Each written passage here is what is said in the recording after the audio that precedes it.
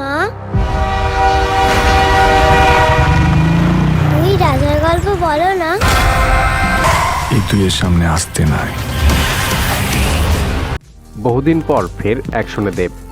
আর এই জঙ্গলের রাজা যে দেব একাই তা তিনি ভালোভাবেই সেটা বুঝিয়ে দিয়েছেন। ক্রিসমাসের আগে উইকেন্ডে মুক্তি পেয়েছে দেবের বহুল প্রতীক্ষিত ছবি খাদান। প্রথম দিন থেকেই বক্স অফিসে ঝড় তুলেছে এই ছবি। 25শে ডিসেম্বর পর্যন্ত খাদানের আয় ছিল 6.61 কোটি। এমনকি ছবি মুক্তির প্রথম সপ্তাহ থেকে আজ পর্যন্ত খাদান ট্রেন্ডিংয়ে আছে। জয় গুরু। এখনো পর্যন্ত 3.5 লক্ষ দর্শক এই ছবি দেখছে বলে জানা গিয়েছে। শুধু তাই নয়,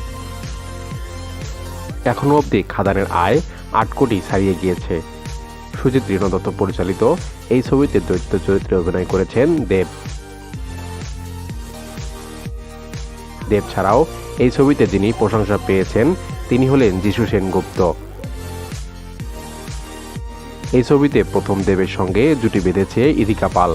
এপার বাংলায় এটি ইদিকার প্রথম সিনেমা।